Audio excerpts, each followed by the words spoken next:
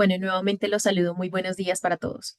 Bienvenidos a este ciclo internacional de conferencias virtuales Pavimentos de concreto en América Latina.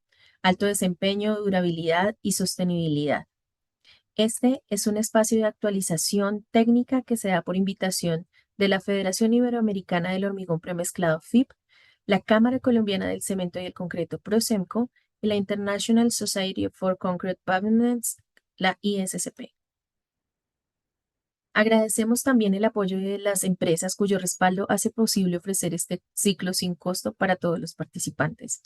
Estas empresas son Holcim, Soluciones Innovadoras y Sostenibles para la Construcción, y SICA, Construyendo Confianza. Si durante las presentaciones tienen preguntas, por favor pueden enviarlas a través de la herramienta de preguntas y respuestas QIA que encuentran en la parte baja de sus pantallas en Zoom. Y si contamos con el tiempo, al final de las dos sesiones tendremos un panel con los conferencistas para poder darles respuesta. Si no es posible, las recopilaremos y buscaremos cómo darles respuesta a través de correo electrónico. Este ciclo de conferencias virtuales está compuesto por 6 sesiones. Hoy tendremos la tercera. En nuestra primera sesión conocimos el panorama de los pavimentos de concreto en América Latina y exploramos las tecnologías que están transformando esta infraestructura. En la segunda profundizamos en la sostenibilidad y la resiliencia como ejes fundamentales para el desarrollo de nuestras vías. Hoy contaremos con 2 conferencias clave. En primer lugar, abordaremos los métodos de diseño de pavimentos de concreto y a continuación analizaremos las estrategias para su mantenimiento y rehabilitación. Bueno, y para la conferencia de hoy es un verdadero gusto darle la bienvenida al ingeniero Eric Ferriby, quien tiene a su cargo esta conferencia, la primera de la sesión de hoy, Métodos modernos de diseño, Pavement Designer. Eric Ferriby es ingeniero profesional colegiado en Illinois y director senior de servicios técnicos de la ACPA, American Concrete Pavement Association. Cuenta con una licenciatura y maestría en ingeniería civil de la Universidad de Illinois.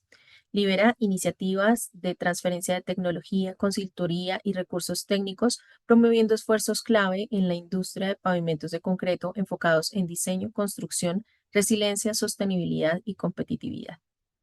Bueno, pues entonces le vamos a dar la bienvenida al ingeniero Eric. Ingeniero Eric, muy buenos días.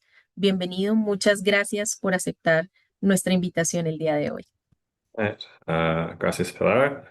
Buenos dias, everyone. Unfortunately, that is about the extent of my Spanish, so I'm very glad for our live translations. It's my pleasure to be here today to talk a little bit about pavementdesigner.org, which is a design tool developed in the United States. All right, with that, let's roll right into it.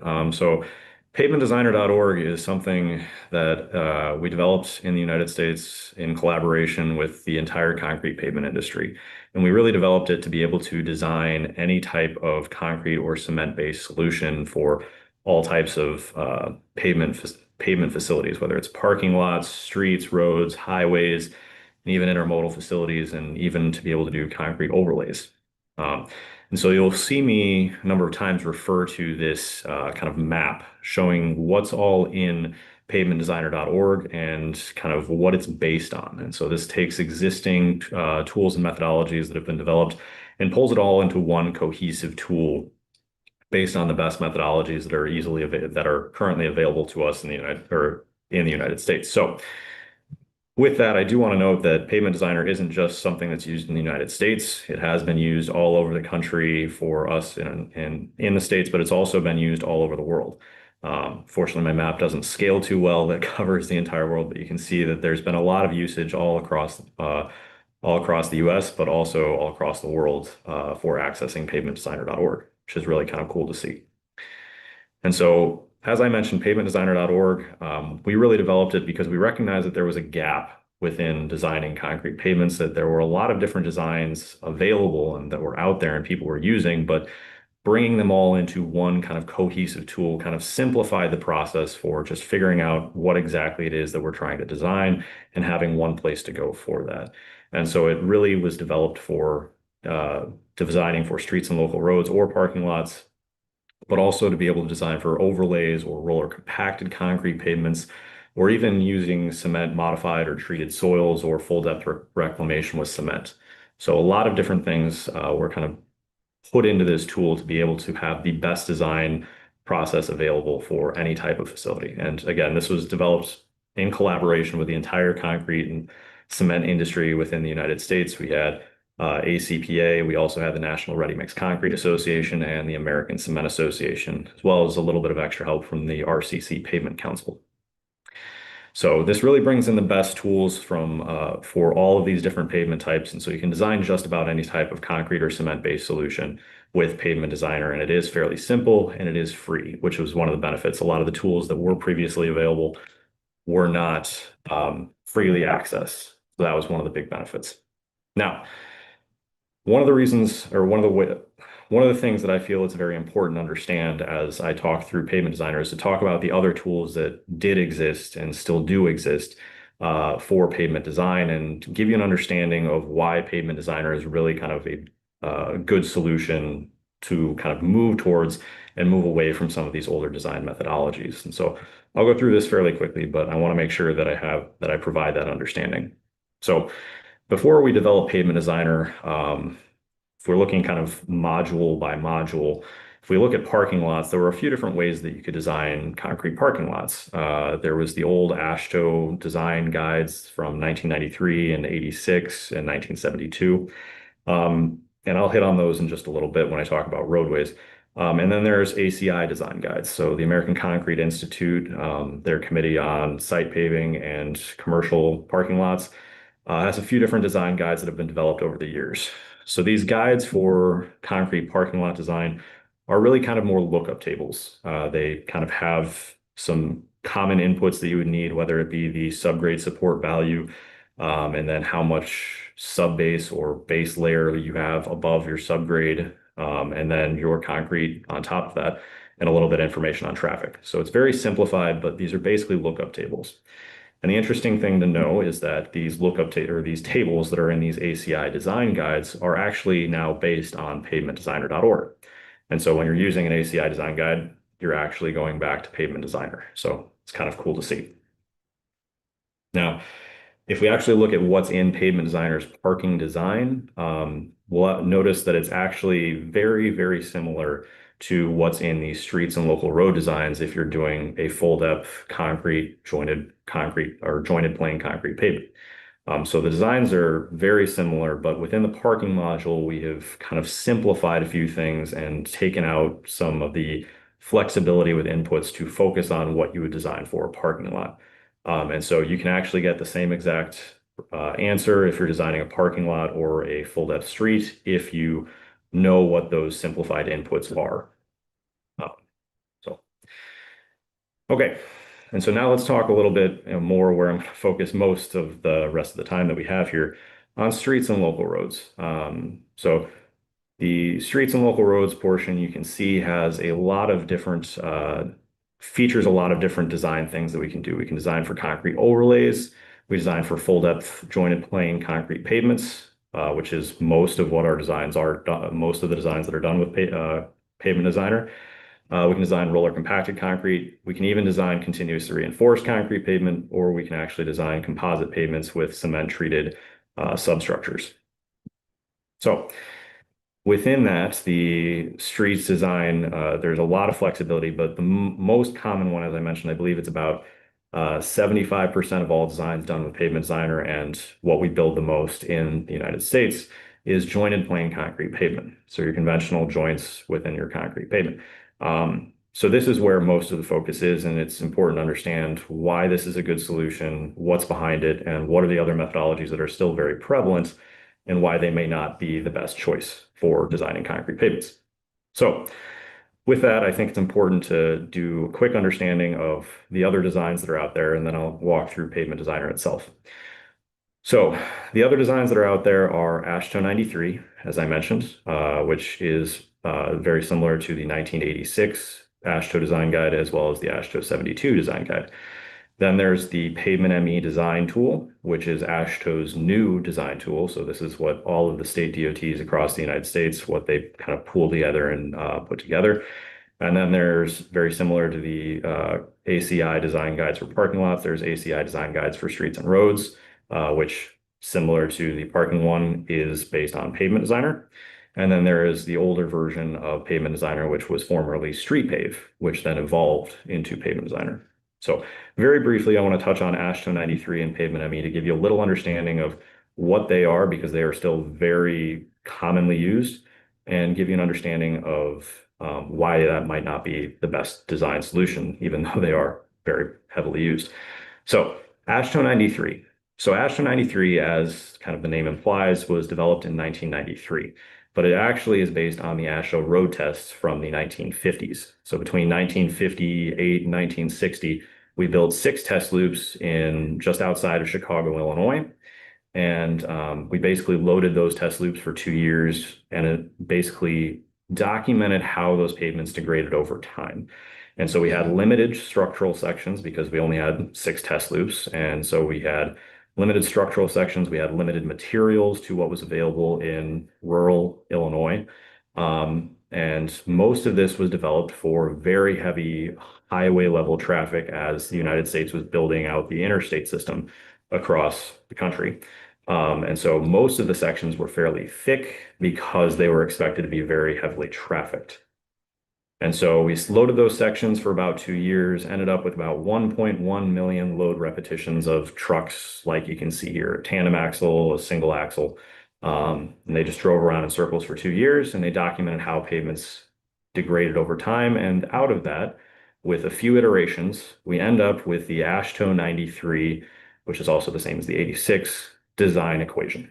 So if you've ever learned pavement design, you've probably been taught this design methodology. It's been very heavily used, and it is still used quite a bit here.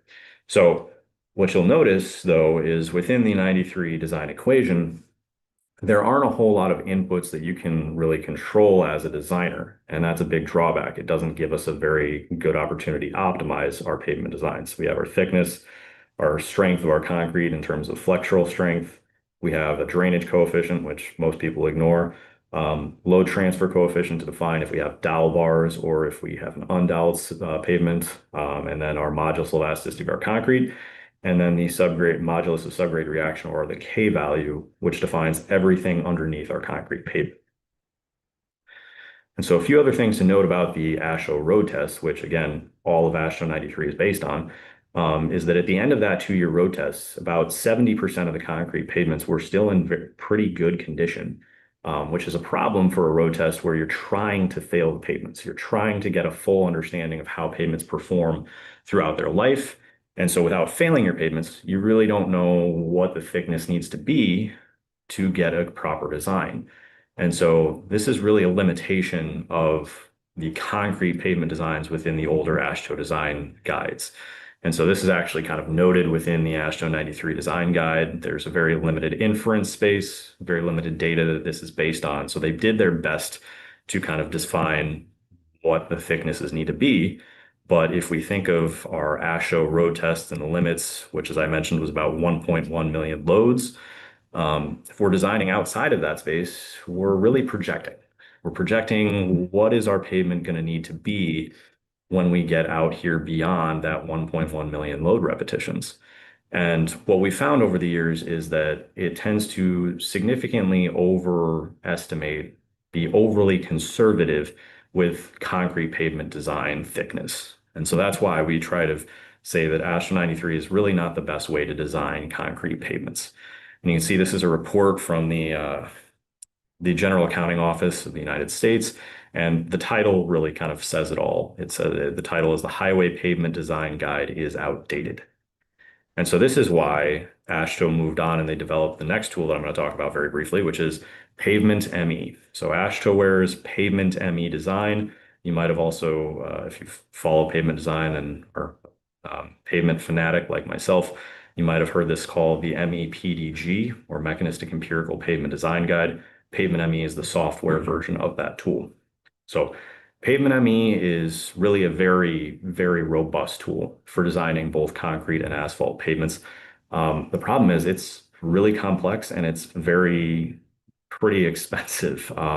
Every year there's a license fee that you have to pay. So it's very kind of prohibitive for designing a lot of concrete pavements and asphalt pavements as well.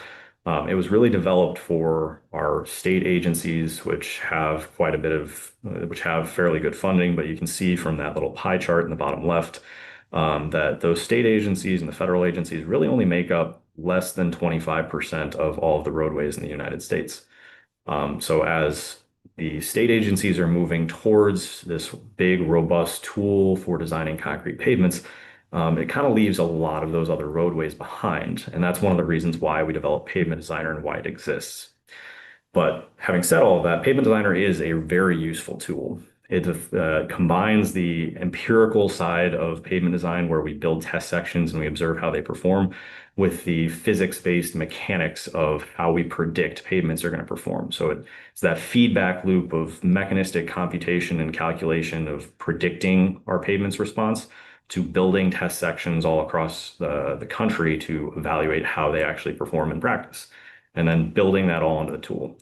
And so that's one of the reasons why it's so expensive and why it's so complex, is because of that feedback loop, and they're continually trying to make this tool better. However, if you're not a pavement design expert and this isn't what you focus on with for your full-time job, that complexity can really be a problem in terms of understanding how to properly design and optimize concrete pavements. Now, having said that, you can see that where AASHTO 93 was based on one road test about here within the United States, Pavement ME is based on test sections all across the country of the United States. And so you can see all those little red flags and triangles. So those are long-term pavement performance sections that were built in the United States. And so these were built and they were really observed very well over about a 15 to 20-year period, and some even longer than that, to observe how they perform in practice and degrade over time. So this was probably the largest concrete pavement study done in the entire United States. And it's really kind of a cool thing. But that data is really what built out Pavement ME and built it into the tool it is. Again, that complexity comes at a fairly high cost. So if we compare AASHTO 93 and Pavement ME, you can see we kind of took all of those drawbacks of AASHTO 93 and we really built it out significantly. Instead of one set of materials, we have materials all over the country in all different climates to get a full characteristic of how pavements perform. We also have limited structural sections when we built the AASHTO road test, but we're building out sections all across the country that have varied thicknesses, varied support layers, and various subgrades, which is really good to see.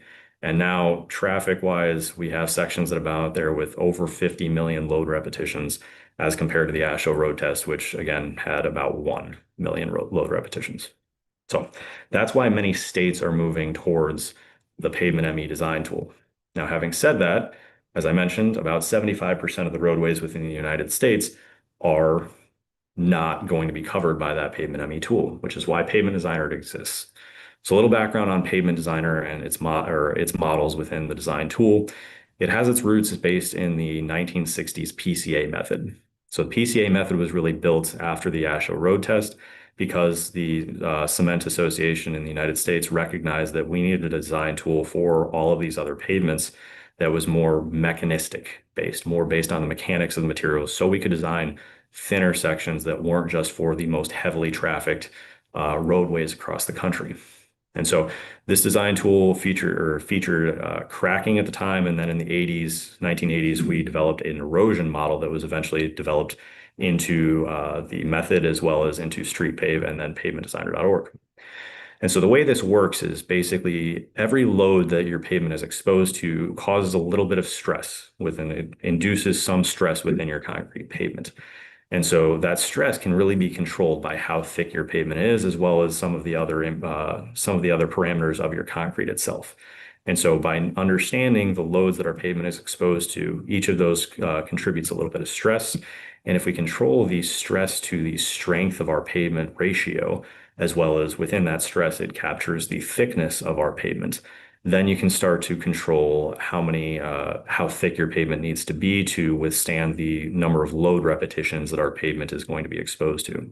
And so the stress ratio concept is It is a great way to kind of define these things. It also gets us away from a concept called easels, which is how the old AASHTO design guide kind of designed pavements. So to do this, we have load spectrums that are done that represent high or arterials, collectors, even local roads.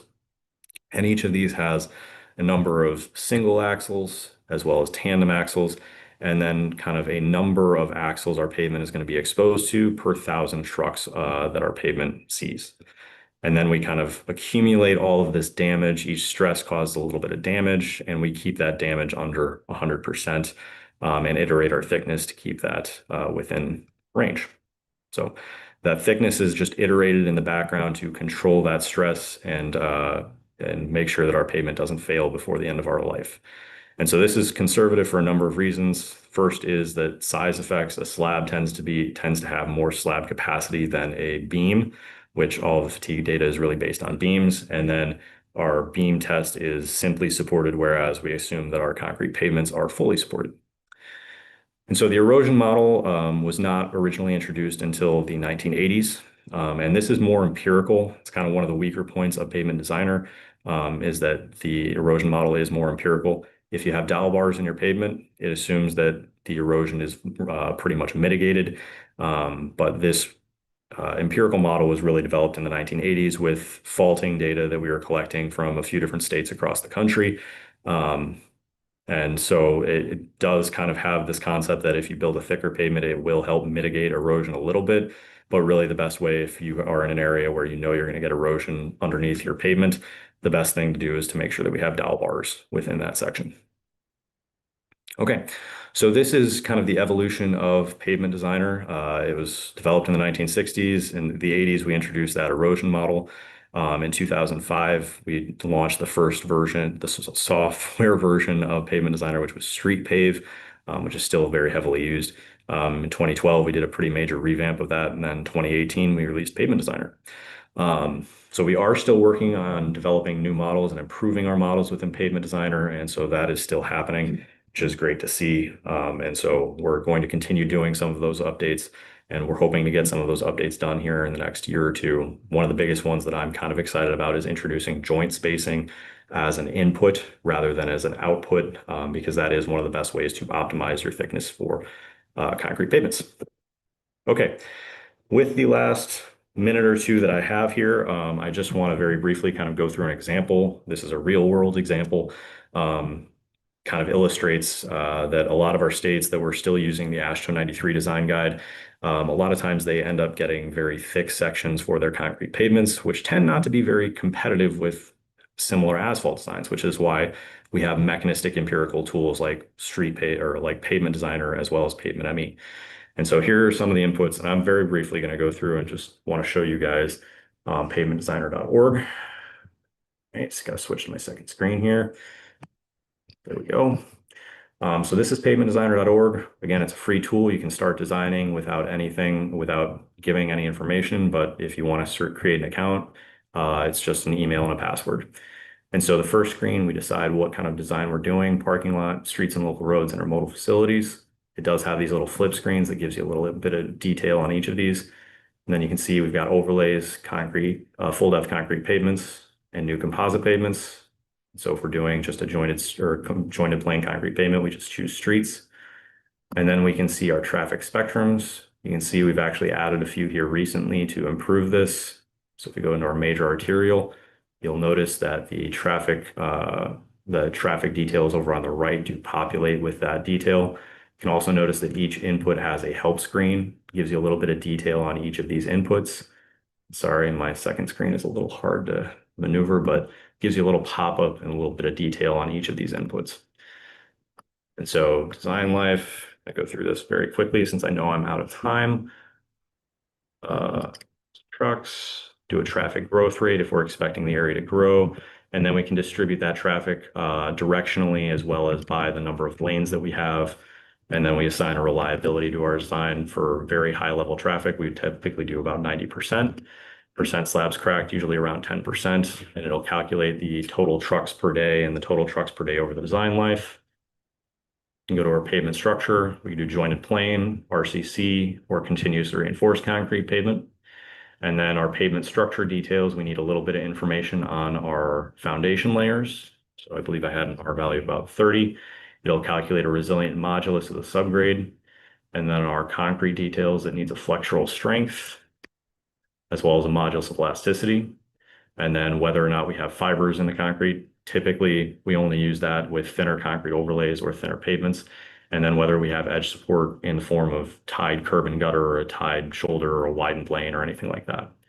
And then we can provide a base layer and a thickness for that.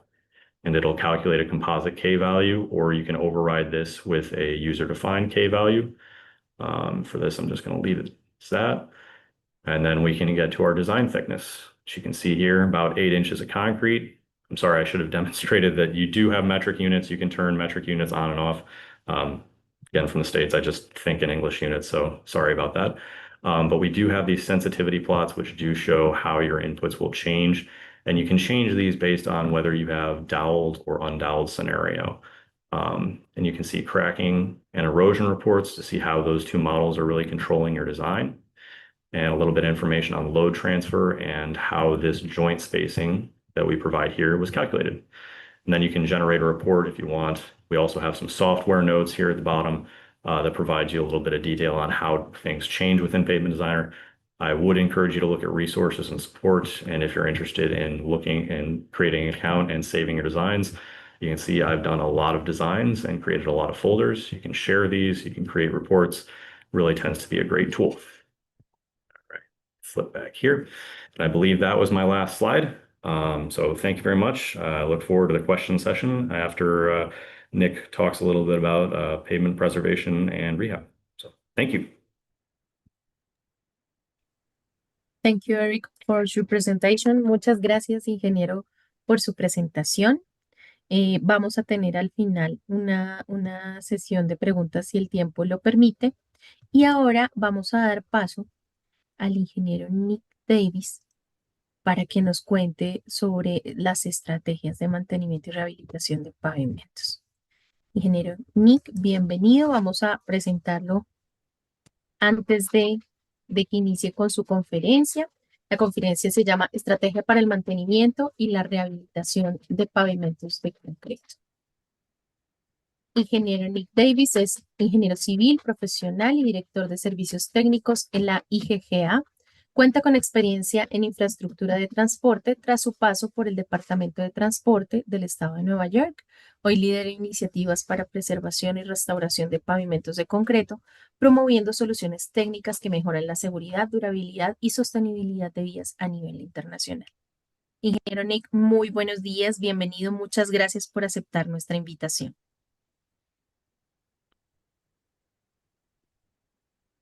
Thank you very much. I am also going to be taking advantage of our translator, but I'm Por going to supuesto que be sí. giving you a presentation on concrete pavement maintenance and repair. So after we've taken Eric's great guidance and we've designed and built a nice concrete pavement, of course, we have the concern of what do we do in the future when we need to make repairs and do maintenance cycles for that pavement in order to ensure that we see the entire life cycle that we intended to get out of our pavement. The pavement preservation philosophy is very simple. We want to keep our roads in good condition rather than let them get out of good condition. Once they're out of good condition, it becomes much more expensive and difficult in order to get them back into good condition. The World Bank did an evaluation of some highways in South Africa, and it was determined that 3 years of maintenance neglect resulted in 6 times the repair cost, but 5 years of neglect resulted in up to 18 times the repair cost. So you can see how there's an exponential impact on the economic advantage of our pavements if we don't, if we're not proactive in the way that we maintain those roadways. And we see this similar type of relationship on numerous highway portfolios around the world. The idea here is that we want to get on our pavements and take care of our small maintenance needs up in that preservation or restoration zone rather than wait until we're into the resurfacing or reconstruction. An example of a scenario where this is very apparent and obvious would be if I have a joint sealant in a concrete pavement that is not performing well or it's starting to pull out. I could go out into the field and I could repair that joint sealant very easily and very inexpensively. If I don't repair that joint sealant and it gets away from me, then it turns into a joint spall. And when it turns into a joint spall, it'll become a little bit more invasive and a little bit more expensive for me to repair it. And of course, if I continue to let it go, it'll eventually spread into a larger pothole, causing slabs to crack and things of that nature, which will ultimately result in me potentially having to do a full depth repair, which is our most invasive and most expensive repair technique. So you can see how just waiting and being not being proactive with our maintenance cycle can ultimately result in that expensive repair to be the necessary repair. I want to take a look at this chart briefly. We have uh, the gray line on the top represents a bump in the pavement, and the blue line beneath it represents the way a heavy vehicle would respond to that bump. So if we have a bump in the pavement, the heavy vehicle hits the bump, is momentarily lifted off the surface of the pavement, and then it is multiplied by the force of gravity and applied to the surface of the pavement, increasing the wheel load that is applied to the pavement. This is called dynamic loading. And basically, what it's showing us is that when we have a bumpy pavement, we are creating unnecessary structural stress on our pavement slabs. So we want to make sure that we keep our pavement smooth. And as you can see, if we have a smooth pavement, we don't have those excessive dynamic loads. Thus, we get a longer life out of the structure of our pavement. So it is important for us to keep our pavements in good, smooth working condition. What is the cost of pavement repairs? Well, it's dependent on how invasive the pavement repair is. The less invasive it is, the less risk it carries, as well as the less expense it carries. And the more invasive it is, the more expense and risk it carries.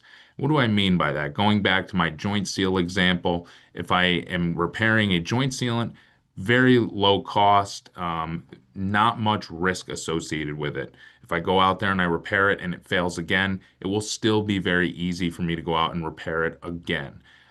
If I go out and I do a full depth repair, on the contrary, the process is much more invasive, much more expensive, and just because it's expensive does not mean it's not susceptible to workmanship errors or material failures. So just because it's expensive doesn't mean that it is without risk. In fact, it does carry significantly more risk. So here's just a list of our different types of repair techniques, and I'm going to go through each one of these and talk about some of the rough costs associated with them. We have joint and crack sealing, right? That's our proactive way of keeping water out of our joints and our pavements. We have spray sealing, a lot of new technology in the world of spray sealing, so we can improve the durability of the concrete itself by applying a spray sealer. Of course, we have our diamond grinding, which will help us improve the ride quality, thus reduce the dynamic loading, and ultimately improve the longevity that the pavement has, as well as we can also refurbish any texture issues, whether it's friction or hydroplaning. We could use a safety groove to improve that. And we have our moderately invasive partial depth repairs, dowel bar retrofits, cross stitching, slab jacking or subsealing, rut repair, hydroblast inlays, which are typically used on bridge deck surfaces, but we could even also apply that in an isolated area if we had a continuously reinforced concrete pavement. So I chose to include that in the presentation today. And then, of course, we have our most invasive, which is our full depth repair technique.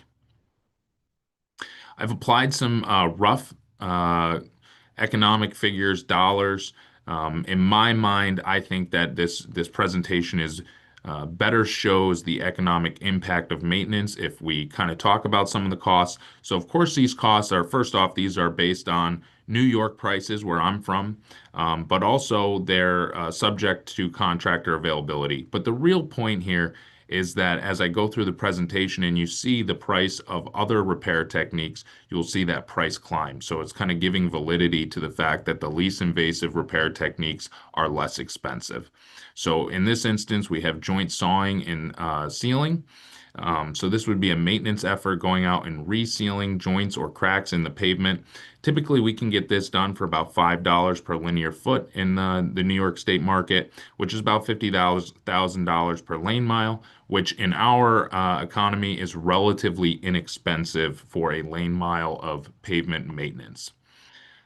We also have diamond grinding. We can typically perform diamond grinding for about $3 to $5 per square yard. So it's about $28,000 per lane mile. And of course, that's considerate of how hard the stone is in the concrete, and also the size of the project. But it is also relatively inexpensive, improves our smoothness, reduces our dynamic loading, and also improves our friction. For those of you who are unfamiliar with diamond grinding, it is effectively, if you look at the photo in the middle here, we effectively have saw blades that are stacked on an axle, and we're cutting in front of the saw blades there. You see that there's a rough pavement, and we're effectively cutting that surface off and leaving behind a nice smooth pavement. So that's how we improve the IRI of the pavement. And we leave behind this corduroy-like texture. Of course, this technique can be applied to all pavement surface types other than glue down type systems such as chip seals or high friction overlays, but any other pavement surface type we could apply a diamond grind to get the ride quality benefits. And there are diamond grinders in South and Central America, so this process is readily available to you at this time in your markets. The state of Wisconsin did an evaluation of their concrete pavements that were diamond ground compared to their concrete pavements that were not diamond ground. And what they found was that the pavements that were diamond ground had a 40% reduction in all weather accidents and a 57% reduction in wet weather accidents. So that's attributable to the improved friction of those pavement surfaces. Typically, when we are doing a diamond grind project, we see about a 50 to 70% reduction in IRI. So this is quite significant. And even when we have new projects, if we have ride quality issues before the closeout of the project, diamond grinding is a very useful tool to bring that pavement back to our desired level of performance before we turn it over to the government agency. I have two videos here for you. I know earlier we tried it. We had some potential internet issues in terms of the ability to see the video, so I apologize if that's the case. But the first portion is a very rough pavement, and you can see how uncomfortable that would be for the user of the vehicle. And in the second video, we have the same highway section after diamond grinding was, after diamond grinding was performed. So a very noticeable and obvious improvement in the comfort level to the users, and that translates to a safety improvement, as well as we improve the efficiency at which vehicles traverse the pavement section when they drive on a smoother section.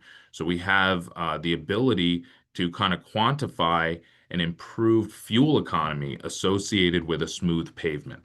Now, the IGGA has built a calculator, which is for free on our website at igga.net. And you can plug in some very easily obtained inputs, and you can get an output that shows you what is your economic and carbon impact. The reason we include carbon is because some government agencies are looking for ways to improve the environmental impact of their highways. And what we have found is that the use phase offers us a significantly higher impact opportunity than the construction phase. So this calculator was built with IGGA as well as the Massachusetts Institute of Technology and the Concrete Pavement Association of Minnesota. On this particular example, we started with 98 inches per mile and ended with 43 inches per mile. So you see over a 50% improvement. We had 39,000 vehicles per day. 15% trucks. This was a heavily trafficked interstate section. And what you show on the right in the table there is our 10-year and our 20-year benefit. And we say 10 years is a conservative estimate, and 20 years is a little bit more of a hopeful estimate. Typically, we see diamond grinding textures last between 10 and 20 years. So we offer both of those for your consideration and evaluation. But you're seeing that the fuel savings associated with the improved IRI in 10 years is $3.9 million to our users when they purchase fuel at the pump. And the carbon impact of that is 4,500 metric tons. The carbon sequestration is the natural process of concrete sucking carbon out of the air. We restart that process by opening up the pore structure of the concrete pavement. And then we have our total benefit. We include our cost of grinding in terms of dollars and metric tons for the fuel to power the equipment. And we have our total benefit at the bottom. So this is a very useful tool for us to quantify our opportunity for savings. I'm going to skip a couple of slides here just because we are getting a little tight on time, but we also have safety grooving. Safety grooving is the same process as diamond grinding, except we space the diamond saw blades 3/4 of an inch on center. Our goal here is not to improve the ride quality, but it is to offer a reservoir for water to get out from underneath the tires in wet weather events. So we're primarily reducing the risk of hydroplaning on pavements and improving the directional stability of tires. So you can see this is a diamond saw cut, or I'm sorry, a safety grooving head, a picture of that on the right. And California Transportation Department did some research on this, and this was back in the 70s. So this is long-standing research that has really been seen numerous times over since. But what they found was they had a 20% reduction in total accidents on pavements that were safety grooved as opposed to the same pavements that were not safety grooved, a 50% reduction in fatal accidents, and a 70% reduction in wet pavement accidents. So you can see a significant safety improvement when we apply this texture to our pavements that are lacking friction. We have next generation concrete surfaces. The question here is what happens if we almost take the best of the diamond grinding and the best of the safety grooving and bring them together? And what we ended up with was an NGCS. It's a slightly tighter stacked diamond grinding process. So we're really eliminating the positive texture, and then we're recutting the groove for the negative hydroplaning attributes. And when we ultimately get there is a very quiet pavement, which is very useful in our urban environments near our cities where we have a lot of highway noise pollution. So this is also an option for our larger cities' interstate systems. States that have used NGCS, numerous of them, we've seen numerous projects around the United States. The pavements are the smoothest, the quietest pavements, and they are comparable to a brand new small aggregate asphalt pavement mix. So they're very quiet pavement. However, we also enjoy the longevity and the long life of a concrete pavement with that texture. One of the opportunities for an economic advantage with NGCS, if we were to put up a noise wall, we could typically in the United States, that costs between $2 and $4 million per mile to put up a noise wall. And we get roughly the same noise improvement benefit when we apply an NGCS. And in the United States, we can do an NGCS for about $100,000 per lane mile. So even if I have a 6-lane wide highway, I can find myself paying about $600,000 per mile of highway as opposed to $2 to $4 million per mile of highway. So we have a significant cost opportunity there if we consider using NGCS instead of noise wall. Spray sealers. As I had mentioned, we have the opportunity to improve the durability of the concrete by applying a spray sealer. Technology has gotten much better in the world of spray sealers. We can even improve the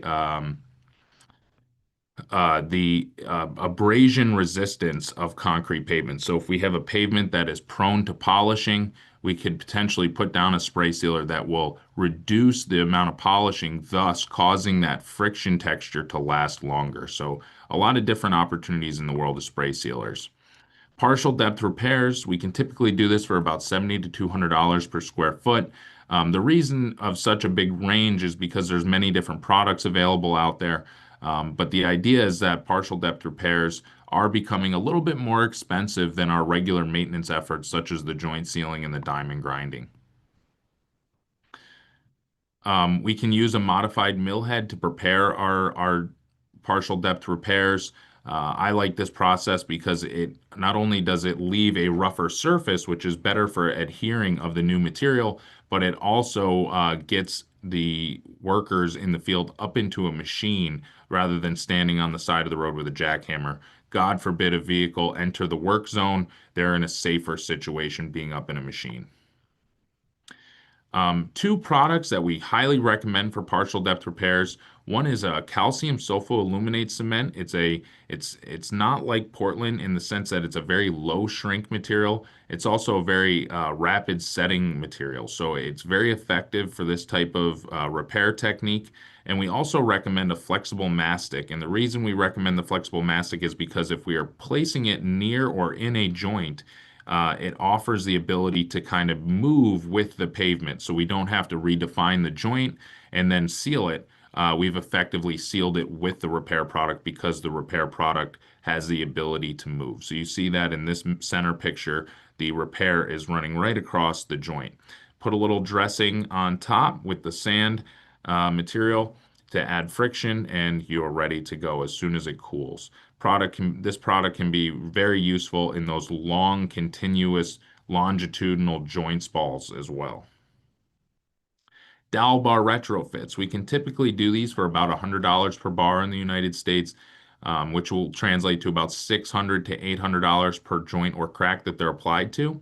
The idea here is that we're retrofitting in a dowel bar across the joint that is experiencing faulting. So we'll prevent faulting from happening in the future.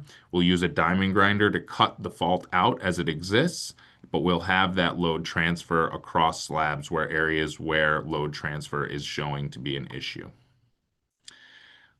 In terms of a backfill material for this, of course, we need a rigid material, but we also would like it to be a low shrink material so that it doesn't debond from the surface of the repair area.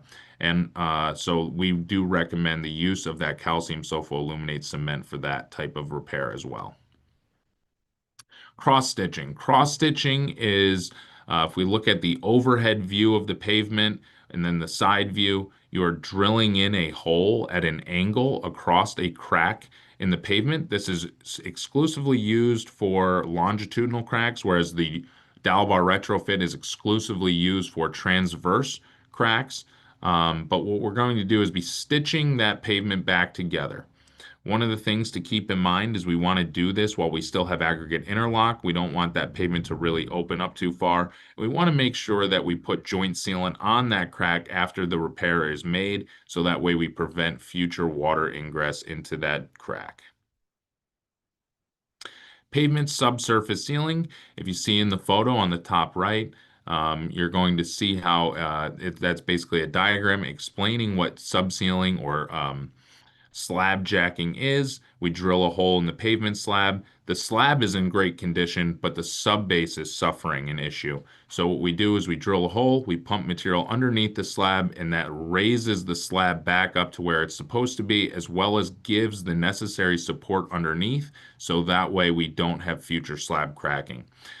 In the video in the center of the page, you see, or I'm sorry, not in the video, in the picture in the center of the page, you see a pavement that has such bad subbase degradation that you can see with the visible eye a ride quality issue. This pavement was repaired in the bottom right using the subseal technique, and they were able to restore the ride quality simply by lifting the slabs back into place where they were supposed to be. Full depth repairs are our most expensive repair techniques. And the reason for that is because they're typically a multi-pay item process. First, we have to remove the existing concrete. Then we have to drill and anchor our dowel bars and longitudinal bars where they're necessary. And then we need to place the concrete.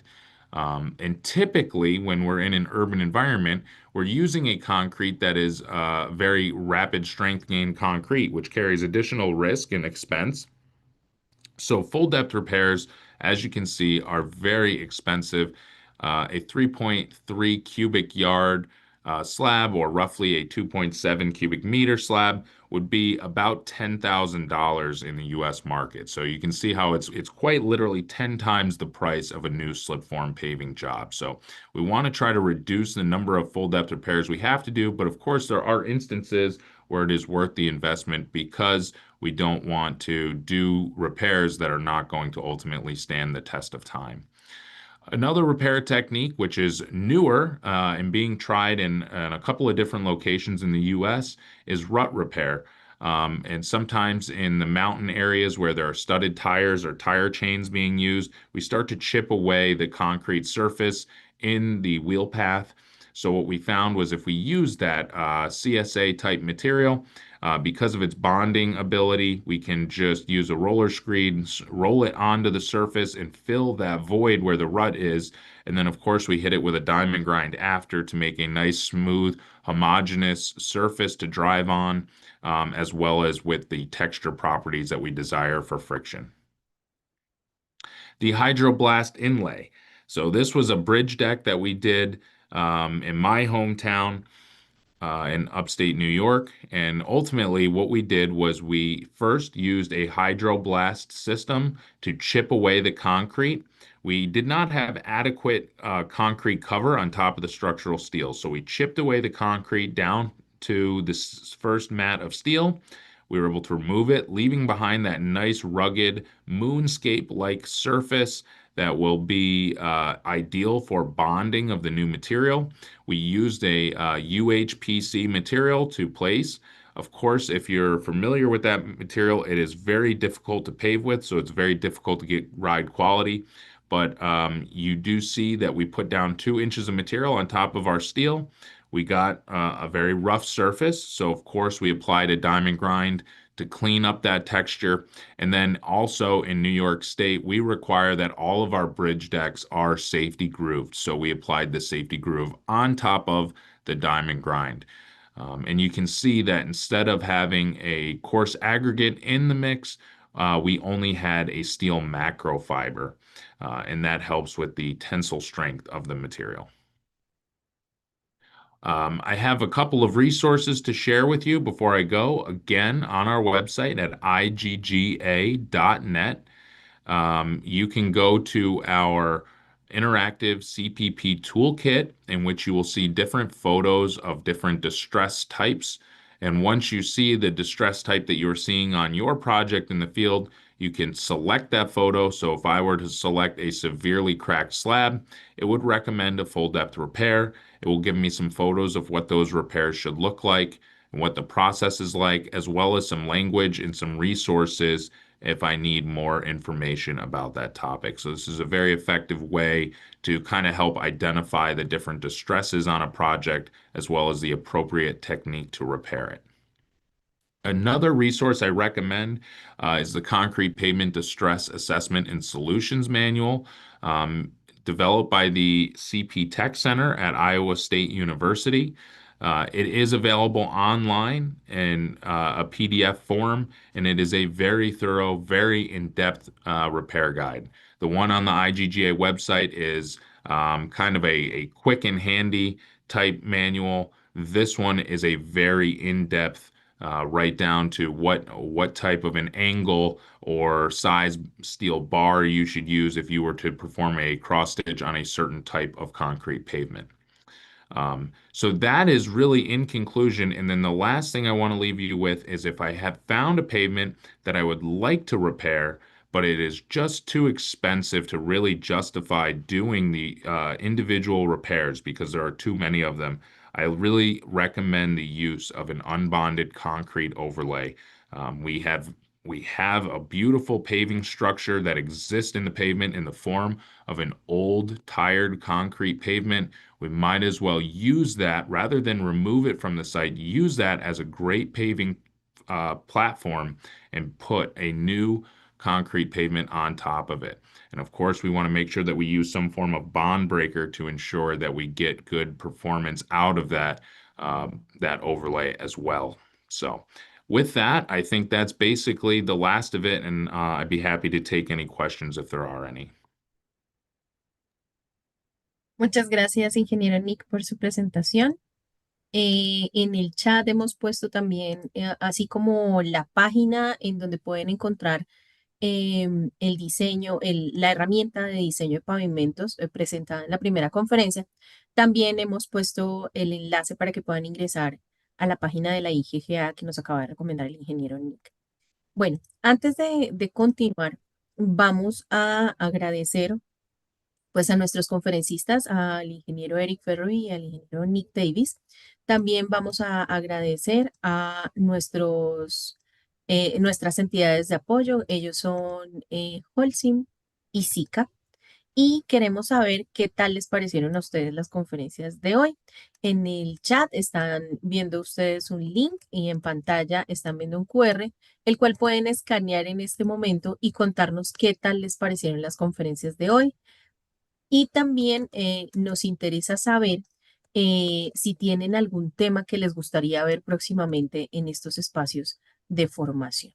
Entonces, tenemos un tiempo pequeño para poder dar inicio a la sesión de preguntas y vamos a invitar nuevamente al ingeniero Eric para que nos acompañe en este momento para formularle algunas de las preguntas que nos llegaron a la herramienta de preguntas y respuestas. Entonces aquí nos pregunta, Jorge Álvarez nos pregunta, eh, nos dice, para Eric, en el programa Pavement, ¿qué unidad de longitud es en que aparece en longitudes y espesores?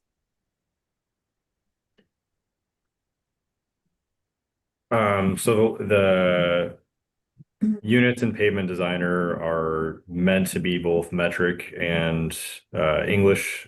So I default to English, obviously, but we design thicknesses in inches in the United States, except for California. And we design our slab lengths in feet.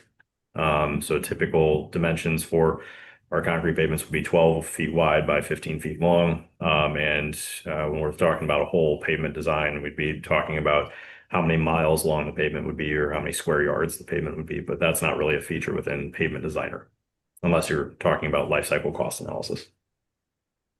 Ok, muchas gracias, ingeniero Eric, por responder nuestra pregunta. Y también al respecto nos preguntan si el programa está disponible online, solo online.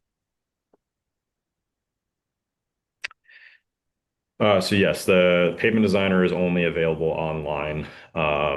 We've never talked about doing a desktop version. We do still have the Street Pave design tool available, which is very similar to Pavement Designer. It is slightly different, and it doesn't have quite the same features, but Pavement Designer currently is only available on online. Bueno, pues por tiempo yo creo que vamos a dejar hasta ahí. Nuevamente, muchísimas gracias, ingeniero Nick y Eric. Ha sido un placer tenerlos aquí con nosotros el día de hoy. Muchas gracias por su tiempo y su disposición. Esperamos verlos nuevamente en esta sesión de conocimientos de la FIP, Prosenco y la ISSP. Muchas gracias. Thank you, everyone. Thank you. Bueno, y también queremos que estén muy bien. Buen día. Queremos agradecer también nuevamente a nuestros patrocinadores, Holcim y SICA, y vamos a contarles sobre nuestras próximas conferencias. Los invitamos a la cuarta sesión de este ciclo, que será el próximo miércoles 12 de agosto a las 10 de la mañana. Recuerden que estas sesiones, por ser dos el mismo día, tendremos cambio de horario, será a las 10 de la mañana y estaremos tratando dos temas muy interesantes. Estaremos hablando sobre la guía de mantenimiento y reparación y sobre reparación acelerada de losas de concreto. En el chat estamos publicando el link para que puedan conectarse y también están viendo en este momento el QR que está en pantalla y a través de ese QR también pueden escanearlo e inscribirse o compartirlo, ¿por qué no?, para quienes están interesados en el tema. Queremos recordarles nuestra invitación al 15º Congreso Iberoamericano de Pavimentos de Concreto que se realizará el 30 del 30 de septiembre al 1 de octubre de 2026 en Natal, Brasil. Va a ser un escenario ideal para continuar fortaleciendo intercambio de experiencias entre los profesionales de Iberoamérica. Para mayor información, pueden ingresar por el link que estamos publicando en el chat en este momento o escaneando el QR que ven en pantalla. Allí podrán obtener mayor información sobre este evento. Bueno, y también queremos contarles que la próxima semana vamos a iniciar eh, un ciclo bien interesante, porque la sostenibilidad de la construcción ya no es el futuro, es el presente.